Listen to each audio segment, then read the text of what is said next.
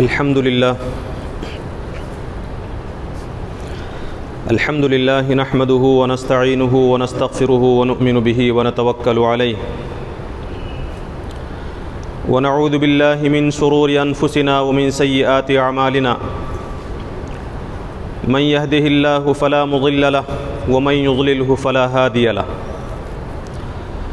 ونشهد أن لا إله إلا الله وحده لا شريك له ونشهد أن سيدنا ومولانا محمدا عبده ورسوله أرسله بالحق بشيرا ونذيرا وداعيا إلى الله بإذنه وسراجا منيرا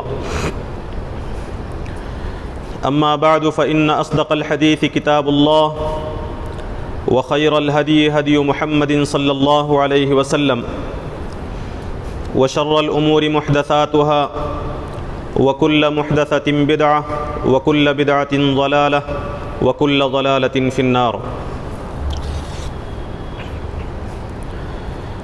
أعوذ بالله من الشيطان الرجيم. بسم الله الرحمن الرحيم.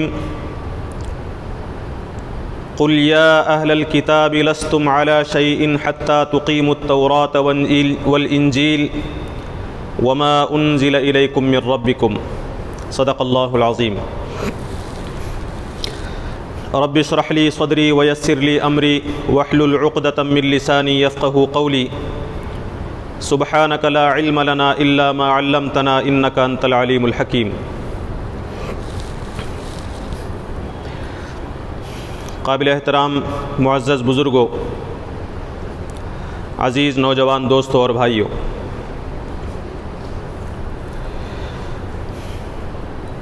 اولاد کی تربیت کے متعلق پچھلے جمعوں سے مسلسل آپ کی خدمت میں کچھ باتیں عرض کرنے کی کوشش کی جا رہی ہیں. اسی سلسلے کی ایک کڑی کے طور پر آج کچھ اور باتیں انشاءاللہ آپ کی خدمت میں عرض کرنے کی کوشش کی جائے گی.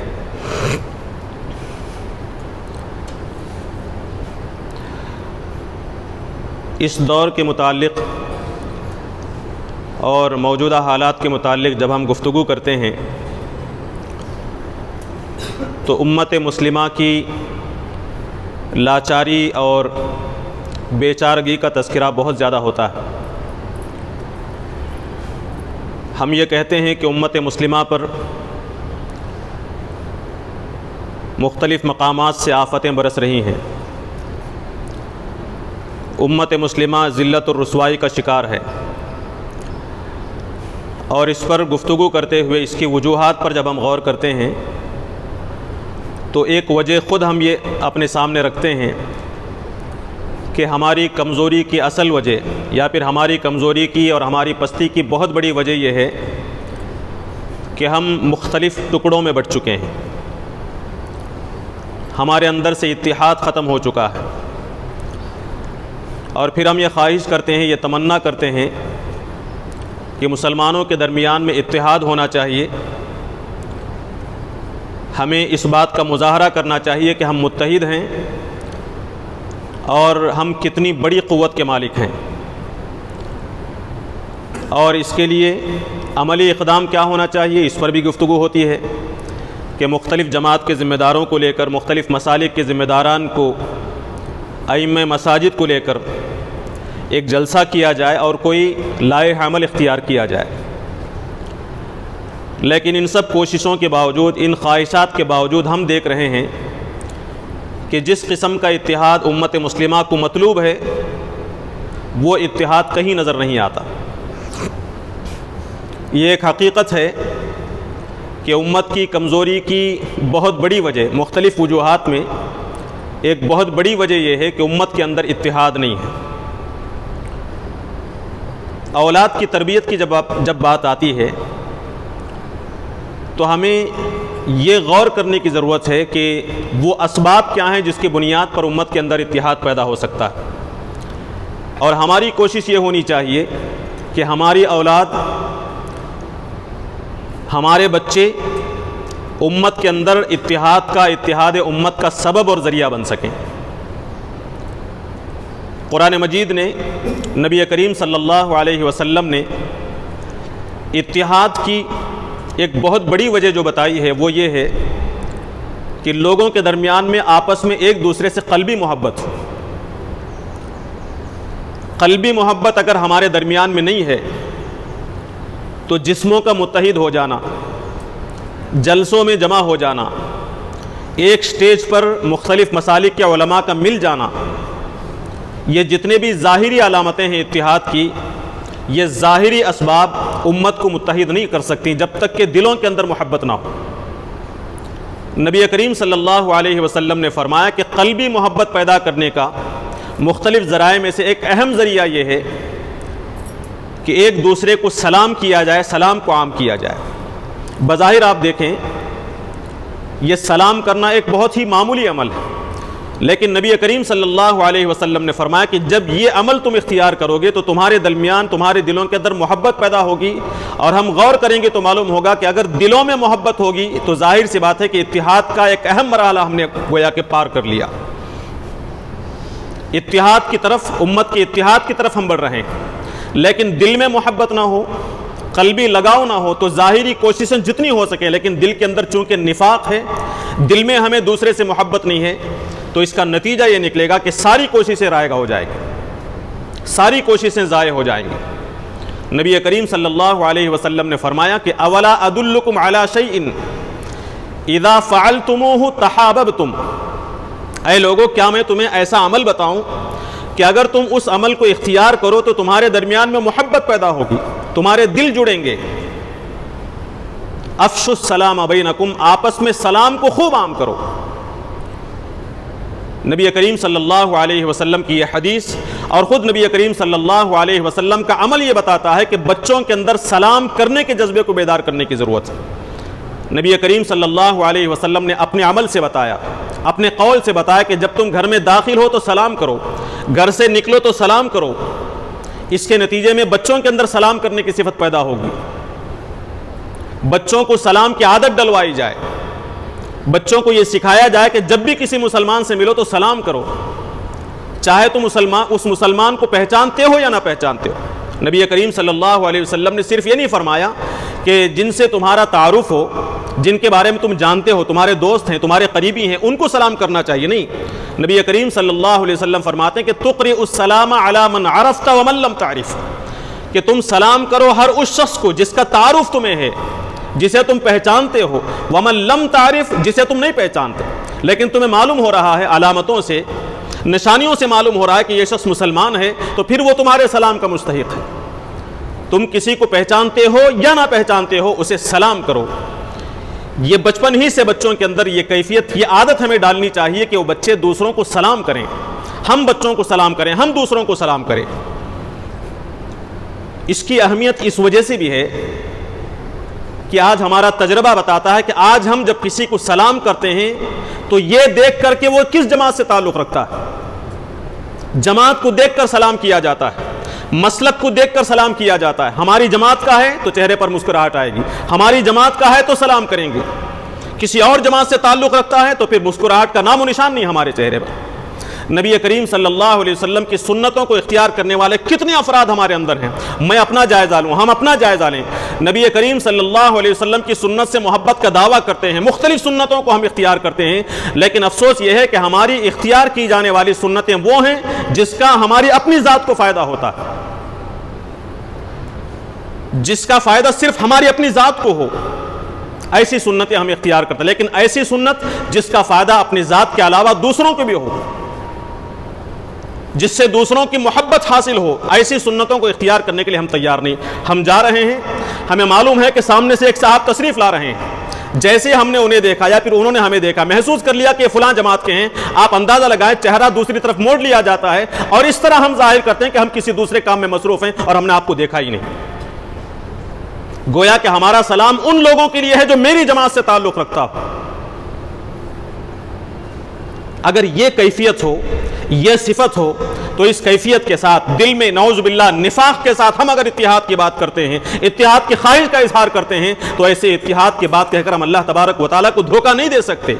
اللہ تبارک و تعالیٰ ہمارے دلوں کے حال سے واقف ہے، ہم اپنی اولاد کی تربیت کرتے ہوئے اپنے بچوں کا ذہن اس طرح بنائیں کہ ہمارے بچے جس مسلمان کو بھی دیکھیں، چاہے وہ کسی بھی جماعت سے تعلق رکھنے والا ہو، ہمارے بچوں کے ذہنوں میں یہ بات بیٹھ جائے کہ سلام کرنے کا تعلق اسلام سے ہے، جماعت سے نہیں ہے۔ سلام اسلام کی بنیاد پر کرنا چاہیے، جماعت اور مسلک اور فرقے کی بنیاد پر نہیں۔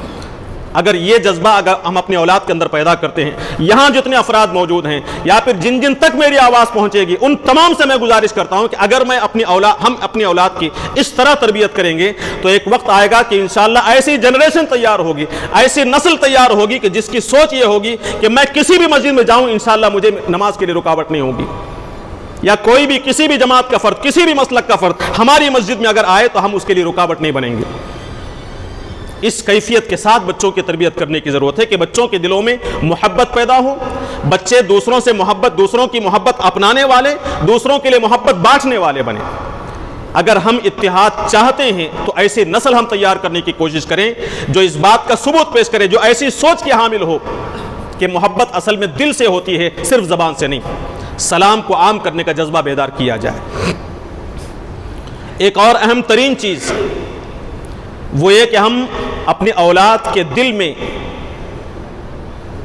ہم اولاد کے قلب میں اور ان کے دل و دماغ میں ان کا مقصد زندگی واضح فرما دیں کہ مقصد زندگی کیا ہے، اللہ تبارک و تعالیٰ نے ہمیں کس لیے پیدا کیا ہے۔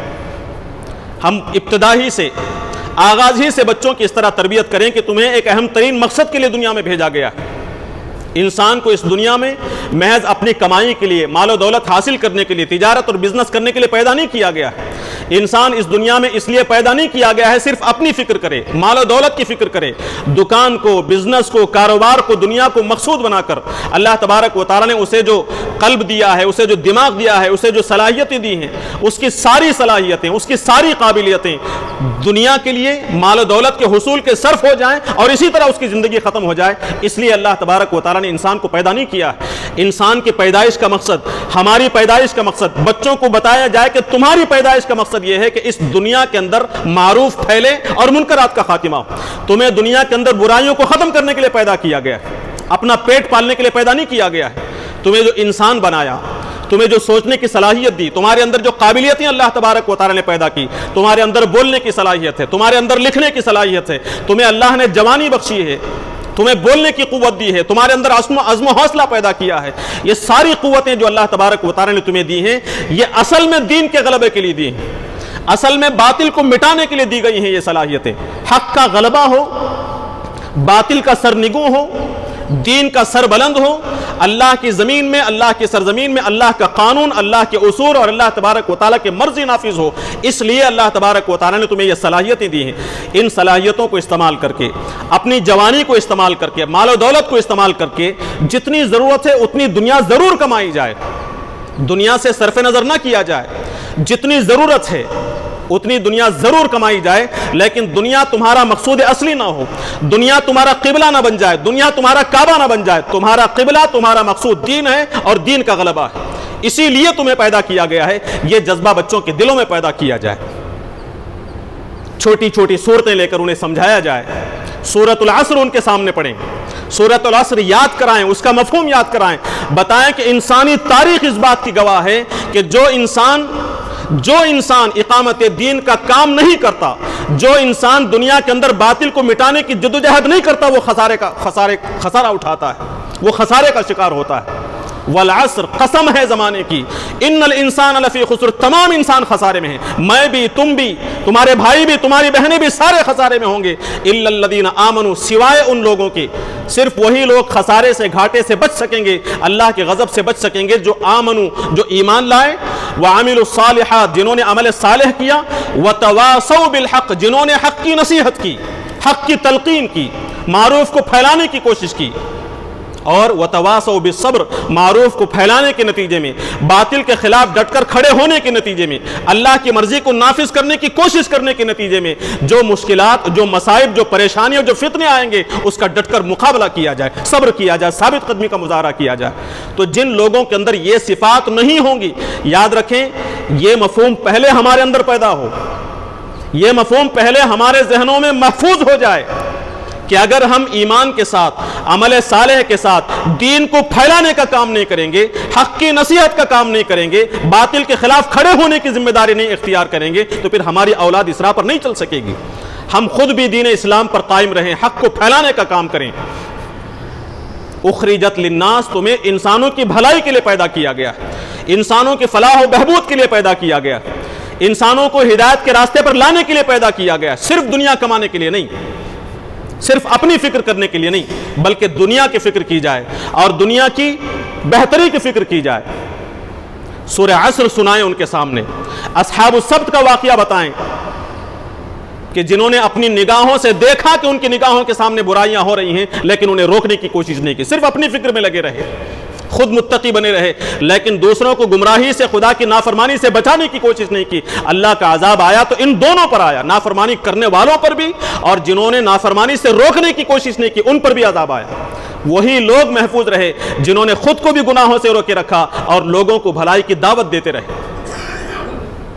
انہیں بتایا جائے کہ حضرت جبریل علیہ السلام کے ساتھ عذاب کا فرشتہ آیا تھا، اللہ تبارک و تعالیٰ کا حکم تھا کہ فلاں بستی کو جہاں نافرمانی ہو رہی ہے بستی کو تباہ و برباد کر دیا جائے، بستی پر عذاب نازل کیا جائے۔ حضرت جبریل علیہ السلام نے عرض کیا تھا کہ اللہ تیرا ایک محبوب بندہ وہاں موجود ہے، تیری عبادت میں مصروف، کبھی اس نے تیری نافرمانی نہیں کی، وہ موجود ہے، کیسے اس بستی پر عذاب نازل کیا جائے؟ تو اللہ تعالیٰ کا حکم ہوا تھا کہ قلبھا علیہ، اس بستی کو اٹھاؤ اور اس متقی پرہیزگار بندے کے سر پر دے مارو، اس کے اوپر الٹ دو بستی کو۔ کیوں؟ اس لیے کہ وہ خود تو متقی بنا رہا، لیکن دنیا کے اندر جو برائیاں پھیل رہی تھی ان برائیوں کے خلاف آواز نہیں اٹھائی، برائی کے خاتمے کی کوشش نہیں کی۔ کیوں؟ مقصد زندگی کو اس نے اختیار نہیں کیا تھا۔ بچوں کی تربیت اس انداز سے کی جائے کہ بچے اپنا مقصد زندگی پہچانیں، ان کے اندر یہ جذبہ بیدار ہو کہ برائی ہے تو اللہ کی نافرمانی ہو رہی ہے، اس کا خاتمہ ہونا چاہیے، اس کا خاتمہ ہونا چاہیے۔ بنی اسرائیل جو ہم سے پہلے امت مسلمہ تھی، ہم امت مسلمہ ہیں، ہم سے پہلے بنی اسرائیل کو اللہ تبارک و تعالیٰ نے تمام عالم پر فضیلت عطا فرمائی تھی، فضلتکم علی العالمین، تمام عالم پر ان کو فضیلت تھی۔ کیوں؟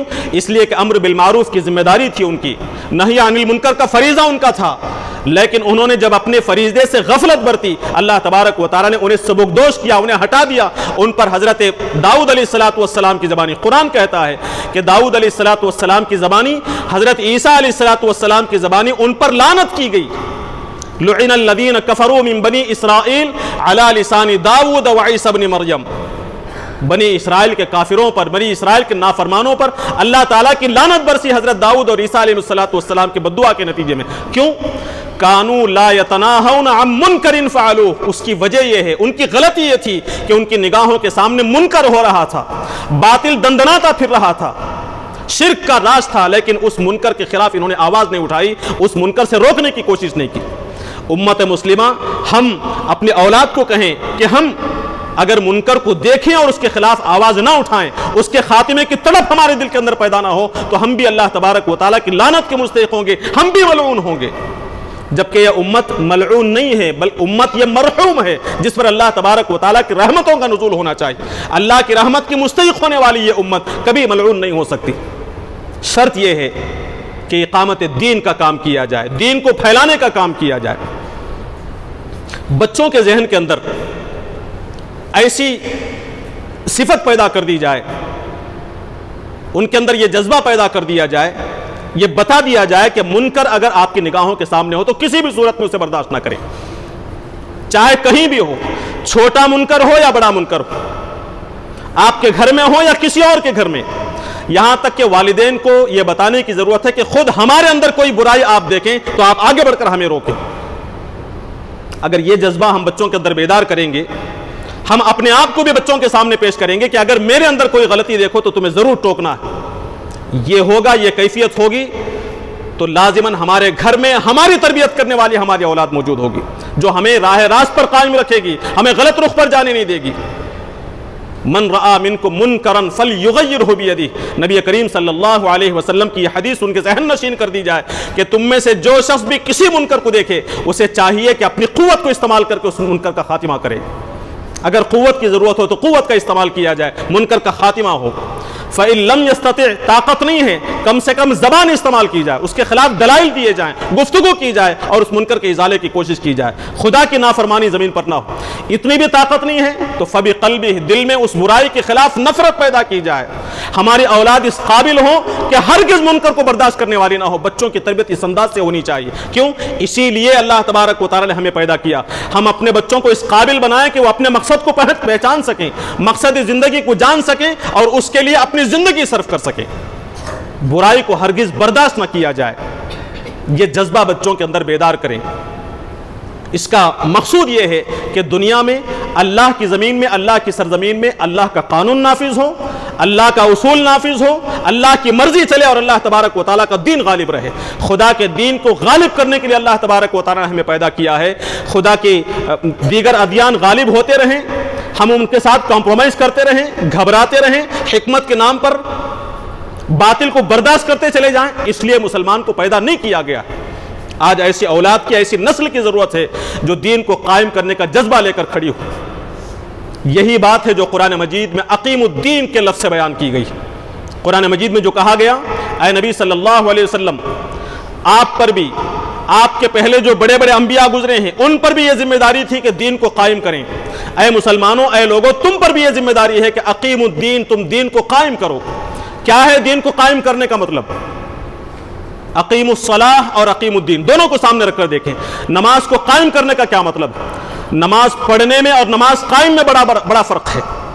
محدثین کی اور مفسرین کی تشریح آپ دیکھیں تو معلوم ہوگا، اقیم الصلاۃ کا مطلب نماز کو تمام ظاہری اور باطنی خوبیوں کے ساتھ، نماز کو ظاہری خوبی اور باطنی خوبیوں کے ساتھ، پورے اخلاص اور للہیت کے ساتھ، خشوع و خضوع کے ساتھ، پانچوں اوقات پر پابندی کے ساتھ مسجد میں جماعت سے ادا کرنے کو یہ اقیم الصلاۃ کہا گیا۔ یہ اقامت صلاۃ ہے، یعنی نماز کے متعلق جتنی بھی خوبی ہو سکتی ہے وہ ساری خوبیاں ظاہر ہو جائیں اور اس طرح نماز کو قائم کیا جائے، یہ ہے اقامت صلاۃ۔ اسی طرح اقامت دین کا مطلب یہ ہے کہ دین کو انسان کے ظاہر میں بھی، انسان اپنے ظاہر میں بھی اختیار کرے اور انسان اپنے باطن میں بھی اختیار کرے، ظاہری زندگی میں بھی اور باطنی زندگی میں بھی، انفرادی زندگی میں بھی اور اجتماعی زندگی میں بھی، اپنے گھر میں بھی، گھر سے باہر بھی، یہاں تک کہ زندگی کے تمام شعبوں کے اندر دین اسلام کو مکمل طور پر غالب کرنا، یہ ہے اقامت دین۔ اور اس کا حکم رسول اللہ صلی اللہ علیہ وسلم کو دیا گیا اور اسی کے واسطے سے ہمیں امت مسلمہ کو دیا گیا ہے، اقیم الدین۔ اقامت دین کے اس مفہوم سے اگر کسی کو اعتراض ہے تو میں بس یہ کہنا چاہوں گا کہ اقیم الدین کا حکم جب آپ صلی اللہ علیہ وسلم کو دیا گیا کہ تم دین کو قائم کرو، تو آپ صلی اللہ علیہ وسلم نے کیا کیا تھا وہ کرنا اقامت دین۔ اقیم الدین کی تشریح، عملی تشریح اللہ کے نبی صلی اللہ علیہ وسلم کی کیا تھی، اسی عملی تشریح کو اختیار کرنے کا نام اقامت دین۔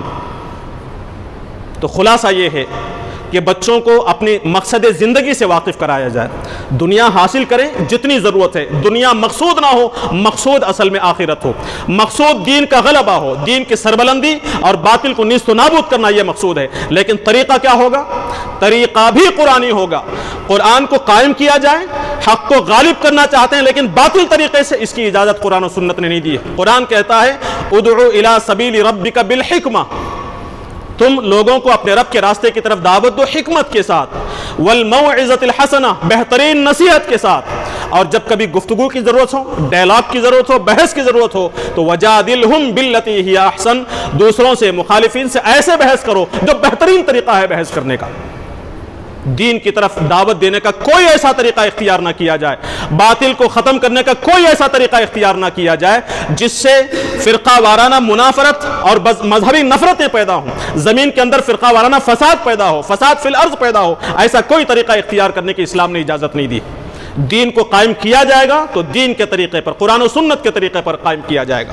بہرحال اپنے اولاد کو اس مقصد سے واقف کرانا اور اس مقصد کے لیے تیار کرنا اس وقت کے والدین کی اہم ترین ضرورت ہے۔ اور آخری بات اس سلسلے کی مجھے جو آپ کے سامنے عرض کرنی ہے وہ یہ ہے کہ ہم اپنی اولاد کو اجتماعیت سے جوڑیں، اپنی اولاد کو اجتماعیت سے جوڑیں۔ اسلام کے اندر انفرادی زندگی کا، خاص کر دینی معاملات میں انفرادی زندگی کا تصور نہیں دیا گیا ہے۔ نبی کریم صلی اللہ علیہ وسلم نے یہاں تک تربیت دی کہ اپنے کسی دنیاوی کام کے لیے آپ سفر کر رہے ہوں، 3 افراد سفر کر رہے ہوں، تب بھی اجتماعیت کے بغیر سفر نہ کریں، ایک امیر تمہارا ضرور ہو۔ مسلمان کو امیر کے بغیر زندگی گزارنے کی اسلام نے اجازت نہیں دی ہے، اجازت نہیں دی ہے۔ جس نماز کا میں نے تذکرہ کیا، اس نماز میں ایک امام کے پیچھے ہم کیوں پڑھتے ہیں؟ کیا نماز گھر میں پڑھنے سے فرض ادا نہیں ہوگی؟ اکیلے پڑھنے سے کیا خشوع و خضوع نہیں ہوگا؟ مسجد میں آ کر ایک امام کے اشارے پر نماز پڑھنے کی یہ ہدایت کیوں دی گئی ہے؟ اس لیے کہ مسلمانوں کے اندر ایک امیر کی اطاعت میں زندگی گزارنے کا جذبہ بیدار ہو، وہ اس قابل بنے کہ امیر کے حکم کے آگے سر جھکا سکیں۔ نبی کریم صلی اللہ علیہ وسلم کی تربیت کی روشنی میں حضرت عمر بن خطاب رضی اللہ عنہ نے فرمایا تھا، لا اسلام الا بالجماعہ۔ یاد رکھیں مسلمانوں کہ جماعت کے بغیر اسلام کا تصور نہیں ہے۔ یہ کس نے کہا؟ حضرت عمر بن خطاب رضی اللہ عنہ۔ حضرت عمر بن خطاب جیسی شخصیت وہ کہتی ہیں کہ اگر جماعت نہ ہو، ہم کسی جماعت سے جڑے ہوئے نہ ہو، تو پھر ہمارے اسلام کا کوئی تصور نہیں۔ ہم بچوں کو مسلمان بنانا چاہتے ہیں، اسلام پر ثابت رکھنا چاہتے ہیں، لیکن کسی جماعت کے ساتھ جوڑے رکھنا نہیں چاہتے۔ حضرت عمر کا یہ قول بتاتا ہے کہ اس کے اسلام کا اعتبار نہیں ہو سکتا، اس کا اسلام خطرے میں ہے، اس کا ایمان خطرے میں ہے۔ اور یہ کوئی اپنی دل کی بات انہوں نے نہیں بتائی تھی، اپنی طرف سے کوئی خواہش کا اظہار کر دیا ہو انہوں نے، اور اس کا اسلام سے کوئی تعلق نہ ہو۔ نبی کریم صلی اللہ علیہ وسلم نے فرمایا، من فارق الجماعہ، جو شخص جماعت سے دور ہو گیا، من خرج من الطاعہ، یا پھر امیر کی اطاعت سے دور ہو گیا، خرج من الجماعہ، جماعت سے الگ نکل گیا، دور ہو گیا، کتنی دور؟ قید شبر، ایک بالشت کے برابر بھی اگر دور ہو جاتا ہے تو فقد خلع ربقۃ الاسلام من عنقی، اس نے اسلام کا قلادہ، اسلام کا جو پٹا ہے جو اسے اسلام سے جوڑے رکھتا تھا، اسے نکال کر پھینک دیا۔ یعنی جماعت سے جڑے رہنا ہمارے اسلام کی، ہمارے ایمان کی حفاظت کی ضمانت ہے۔ ہم اگر اپنے اولاد کے ایمان کو محفوظ رکھنا چاہتے ہیں، اپنے اولاد کو اسلام پر ثابت قدم رکھنا چاہتے ہیں، تو نبی کریم صلی اللہ علیہ وسلم نے فرمایا کہ جماعت کے ساتھ جوڑے رکھیے، لازماً جماعت ہو۔ کون سی جماعت ہو؟ آپ غور کریں، قرآن کی روشنی میں، حدیث کی روشنی میں، جس جماعت پر آپ کو اطمینان ہو کہ قرآن و سنت کی روشنی میں یہ راہ راست پر ہے، اس جماعت سے جڑیں۔ کسی جماعت سے آپ کو اطمینان نہیں ہے، تب بھی آپ کو انفرادی زندگی گزارنے کی اجازت نہیں ہے۔ ایسی جماعت آپ قائم کریں جو آپ کے قرآن و سنت کی روشنی میں آپ کے حساب سے بالکل صحیح ہو، لیکن اجتماعیت کے بغیر زندگی گزارنے کی اسلام نے اجازت نہیں دی ہے۔ اجتماعیت، جماعت کا جو ماحول ہوتا ہے وہ ایک صالح معاشرہ فراہم کرتا ہے۔ بچوں کی تربیت، بچوں کو ثابت ایک سیدھے راستے پر قائم رکھنا اس وقت کا بہت بڑا مسئلہ ہے۔ ہمارے والدین چاہتے ہیں، ہم چاہتے ہیں کہ ہماری اولاد دین اسلام کی راہ پر رہے، غلط راہ پر نہ جائے۔ اس کا بہترین ذریعہ کسی جماعت سے بچوں کو جوڑنا ہے۔ جماعت کے اندر، اجتماعیت کے اندر ایک صالح معاشرہ وجود میں آتا ہے، صالح ماحول ملتا ہے۔ کسی بھی جماعت کو آپ لیں، اس جماعت میں فساد فی الارض کی باتیں نہیں ہوں گی، الا ہے کہ کسی کا ضمیر مر چکا ہو، ورنہ جماعتوں کے اندر، اجتماعیت کے اندر صالح ماحول ہوتا ہے، صالح معاشرہ ہوتا ہے۔ وہاں پر قرآن و سنت کی باتیں ہوتی ہیں، دین کی باتیں ہوتی ہیں، صحابہ کی باتیں ہوتی ہیں، اولاد کی اور ہماری تربیت کی باتیں ہوتی ہیں۔ بچے جب ذرا بڑے ہو جائیں تو والدین کے ہاتھ سے نکل جاتے ہیں، ہمیں شکایت ہوتی ہے کہ ہماری نصیحتیں اثر انداز نہیں ہو رہی ہیں۔ ایسے موقع پر جماعت کا جو امیر ہوتا ہے، جماعت کا جو ماحول ہوتا ہے، ہمارے بچوں کی تربیت کرتا ہے، ہمارے بچوں کی نگرانی کرتا ہے۔ اگر ایک امیر کے ماتحت ہم اپنے آپ کو دے دیں کہ وہ ہماری تربیت کر سکتا ہے، ہماری رہنمائی کر سکتا ہے، تو بچے بڑے ہو جائیں، ہماری نصیحتیں کارگر نہ ہوں، اولاد ہماری نصیحتوں کو ٹھکرا رہی ہے، ایسے موقع پر بھی امیر اپنے مامورین کی نگرانی کرے گا، اپنے مامورین کی تربیت کرے گا، غلط رخ پر جانے نہیں دے گا۔ یہ برکتیں ہیں صالح اور اجتماعیت کی، اجتماعی ماحول کی برکتیں ہیں۔ ایسی برکتوں سے ہم اپنے اولاد کو جوڑے رکھیں گے تو اس پچھتاوے سے بچیں گے جو آج والدین ہمارے سامنے کر۔ بہت سارے لوگ ایسے ہیں، آپ کہتے ہیں کہ حضرت ذرا بچے کو جماعت کے ساتھ جوڑ دیجیے، اپنے ساتھ رکھیے۔ ایک ایسے وقت میں کہ جب آپ کی نصیحتیں کام نہیں آ رہی ہیں، آپ کے ہاتھ سے نکل گیا ہے، ایسے موقع پر آپ جماعت سے جوڑنا چاہیں گے تو اس وقت پچھتائیں گے آپ۔ ضرورت اس بات کی ہے کہ بچے اب کم عمری میں ہوں، چھوٹے ہوں، اسی موقع پر کسی بھی جماعت سے، صالح اجتماعیت سے آپ جوڑیں، اس کے اندر یہ جذبہ بیدار کریں کہ امیر کی اطاعت کے ساتھ زندگی گزارنے میں ہی ایمان ہے، امیر کے ماتحت زندگی گزارنا ہی اسلام ہے۔ یہ جذبہ اگر ہم اپنے اولاد کے اندر پیدا کریں گے تو اس کی برکتوں کا ہم مشاہدہ کریں گے۔ قابل احترام حاضرین کرام، اس وقت جو 3 باتیں میں نے عرض کی، آپ غور کریں، انتہائی اہمیت کی حامل جس میں امت کے اندر اتحاد کا عملی مظاہرہ انشاءاللہ پیدا ہو سکتا ہے اگر ہم اپنے بچوں کی اس انداز سے تربیت کریں، بچوں کو اتحاد کا سبب بننے کا ذریعہ بنائیں، بچوں کو اتحاد کے لیے تیار کریں، اپنا مقصد زندگی وہ پہچان سکیں، دنیا کے اندر برائیوں کے خاتمے کے لیے ہم اپنے بچوں کو تیار کریں، اور بچے صحیح راہ راست پر قائم رہیں، اس کے لیے کسی دینی اجتماعیت سے ہم جوڑنے کی کوشش کریں۔ اللہ تعالیٰ سے دعا کرتا ہوں کہ اللہ تبارک و تعالیٰ اپنی اولاد کے سلسلے میں ہمیں پوری سنجیدگی اختیار کرنے کے اللہ تبارک و تعالیٰ توفیق نصیب فرمائے۔ اولاد کی تعلیم کے ساتھ ساتھ اولاد کی صحیح تربیت کے لیے قرآن و سنت نے جو رہنما اصول بتائے ہیں، جو طریقہ بتایا ہے، اس نہج پر ان اصول کو، اس طریقے کو اختیار کرتے ہوئے بچوں کی بہترین تربیت، صالح تربیت کرنے کے اللہ تبارک و تعالیٰ توفیق نصیب فرمائے۔ ہم اپنی ذمہ داریاں اس حد تک انجام دیں کہ جب ہم اللہ تبارک و تعالیٰ کے پاس پہنچیں تو ہم اس کا جواب دے سکیں کہ تمہیں جو امانتیں تمہارے حوالے کی گئی تھیں، ان امانتوں کو کس حد تک تم نے پورا کیا، ہم اس کا بہتر جواب دے سکیں، اس کی تیاری کرنے کے اللہ تبارک و تعالیٰ ہمیں توفیق نصیب فرمائے۔ ربنا آتنا فی الدنیا حسنۃ وفی الآخرۃ حسنۃ وقنا عذاب النار۔ بارک اللہ لنا ولکم فی القرآن العظیم ونفعنا وإیاکم بالآیات والذکر الحکیم، انہ تعالی جواد کریم ملک بر رؤوف۔